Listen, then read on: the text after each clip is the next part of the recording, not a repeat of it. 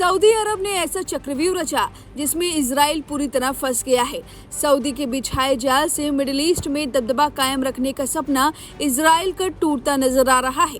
America का हाथ होने के बावजूद इजराइल अलग थलग पड़ गया है और सऊदी ने खुद के लिए अब सुरक्षा कवच भी तैयार कर लिया है और मिडिल ईस्ट में सबसे सुरक्षित देश भी बन गया है। दरअसल अमेरिका की मदद से कतर पर इजरायली हमला होने के बाद ही सऊदी अरब बेचैन था, क्योंकि कतर सऊदी की सीमा से सटा हुआ है। जब इजराइल कतर पर हमला कर सकता है तो सऊदी अरब पर भी कर सकता है और मिडिल ईस्ट में केवल इजराइल ही है जो परमाणु हथियार से संपन्न देश माना जाता है। लेकिन अब सऊदी ने अपने दांव पेच से खुद के लिए सुरक्षा कवच की तैयारी कर ली है।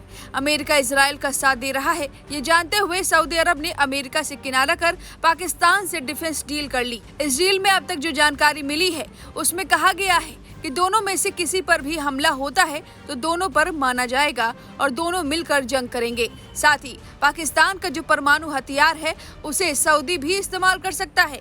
यानी मिडिल ईस्ट में सऊदी अरब ऐसा इस्लामिक देश बन गया है जो परमाणु सुरक्षा का इस्तेमाल कर सकता है। बदले में सऊदी पाकिस्तान को आर्थिक सहायता दे रहा है। अब ऐसे में इजराइल को बड़ा झटका लगा है, क्योंकि मिडिल ईस्ट में इजराइल ही एक ऐसा देश है जिसके पास परमाणु हथियार है और वो नहीं चाहता कि किसी और देश के पास ये परमाणु हथियार हो, क्योंकि उसका सपना है ग्रेटर इजराइल बनाने का, जो कि टूटता हुआ नजर आ रहा है। इतना ही नहीं, इजराइल ने भले ही जंग में हमास की सेना को पछाड़ दिया हो, लेकिन सऊदी के दांव से दुनिया के सामने इजराइल हारता हुआ दिखाई दे रहा है। दरअसल सऊदी ने 2 स्टेट को लेकर एक मुहिम की शुरुआत कर दी। सऊदी का कहना था कि जब तक फिलिस्तीन को अलग मुल्क नहीं माना जाएगा तब तक मिडिल ईस्ट में शांति नहीं आ सकती। सऊदी की इस मुहिम को पहले फ्रांस और अब ब्रिटेन, कनाडा, पुर्तगाल और ऑस्ट्रेलिया जैसे देशों का समर्थन मिला है। फिलिस्तीन मुल्क को लेकर इजराइल के साथ सिर्फ अमेरिका है।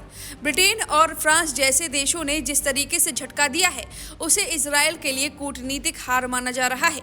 फिलिस्तीन अगर अलग मुल्क बनाता है तो आने वाले वर्षों में इजराइल की स्थिति ठीक नहीं रहने वाली, क्योंकि फिलिस्तीन के पास अपनी सेना होगी, उसे हथियार रखने का भी परमिशन होगा। सऊदी ने एक दांव में ईरान को भी अब साध लिया है। दोनों के बीच सुरक्षा को लेकर बातचीत हुई है। सऊदी और ईरान पर्दे के पीछे 2015 के बाद कट्टर दुश्मन रहे हैं, लेकिन अब रिश्तों में धीरे धीरे सुधार आ रहा है। दरअसल सऊदी अरब पहले के मुकाबले काफी बदल रहा है। दुनिया के सामने वह अपनी अलग छवि बना रहा है। जब से मोहम्मद बिन सलमान ने सत्ता संभाली है तब से वह दुनिया के अन्य देशों के सामने क्लेवर के साथ पेश हो रहे हैं। वह कई देशों के साथ अपने संबंध को बेहतर कर रहे हैं, जिसने इजराइल की टेंशन और बढ़ा दी है। लेकिन अब मिडिल ईस्ट के हालात पूरी तरह से बदल गए हैं। 2023 में हमास के इजराइल पर हमले के बाद इजराइल ने गाजा पर तबाही का ऐसा दौर चलाया हुआ है जिसे मिडिल ईस्ट ही नहीं पूरी दुनिया दंग है। इजराइल अब हमास के साथ साथ हिजबुल्लाह और हुतियों तीनों के साथ लड़ रहा है।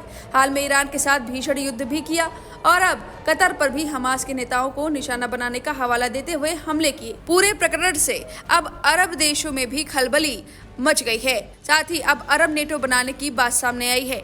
लेकिन अब जिस तरह हिजबुल्लाह ने सऊदी की तरफ दोस्ती का हाथ बढ़ाया है, उम्मीद बताई जा रही है कि आने वाले दिनों में कई पुराने दुश्मन अब दोस्त बनने जा रहे हैं। साथ में ईरान और इजराइल के युद्ध के बाद ईरान की भी हालत काफ़ी खस्ती हो गई है और यही कारण है कि अब ईरान और सऊदी की नज़दीकियां बढ़ती जा रही हैं, क्योंकि सऊदी की ज़रूरत ईरान को पड़ने वाली है और ये बात किसी से छिपी नहीं है। तो देखने वाली बात है कि सऊदी जिस तरह से दुश्मन देशों से भी हाथ मिला रहा है और इजराइल अलग थलग पड़ता जा रहा है, इससे साफ पता चलता है कि सऊदी के बिछाए जाल में इजराइल फंसता नजर आ रहा है। अब इस खबर पर आपकी जो भी राय है हमें कमेंट करके जरूर बताएं।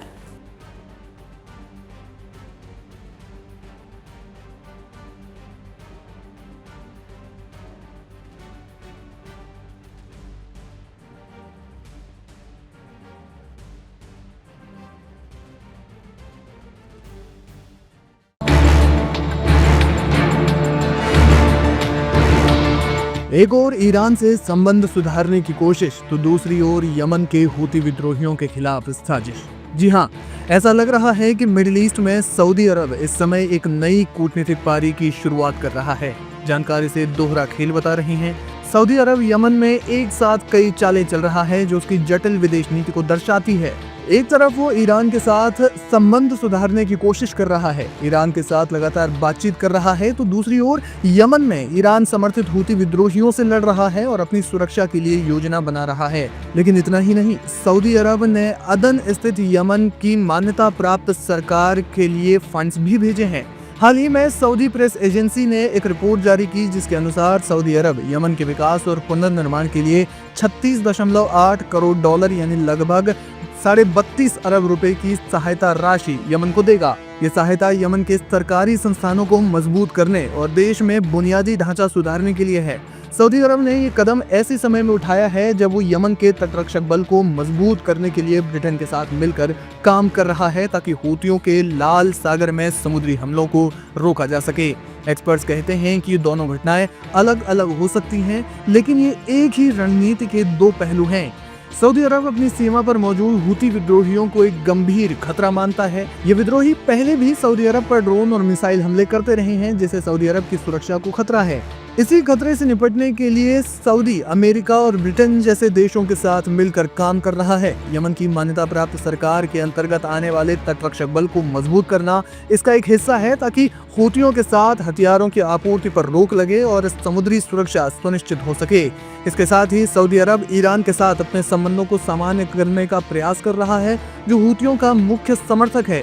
सऊदी अरब को उम्मीद है कि ईरान से बातचीत के जरिए हूतियों पर दबाव डाला जा सकेगा और यमन में चल रहे संघर्ष को समाप्त करने के लिए कोई रास्ता निकाला जा सकेगा। आपको बता दें कि सऊदी अरब ने पाकिस्तान के साथ एक ऐतिहासिक सैन्य समझौता किया है। रिपोर्ट्स के मुताबिक इस समझौते के तहत पाकिस्तान के 25,000 सैनिकों की तैनाती सऊदी यमन सीमा पर शुरू हो गई है, जो ईरान समर्थित हूती विद्रोहियों के खिलाफ एक बड़ा कदम माना जा रहा है। बदले में सऊदी ने पाकिस्तान को 60 अरब डॉलर का ऋण देने की घोषणा की है, जबकि कुछ रिपोर्ट्स बताती हैं कि इसके तहत प्रत्येक पाकिस्तानी सैनिक को 3500 रियाल यानी लगभग 82,000 रुपए का भत्ता भी मिलेगा।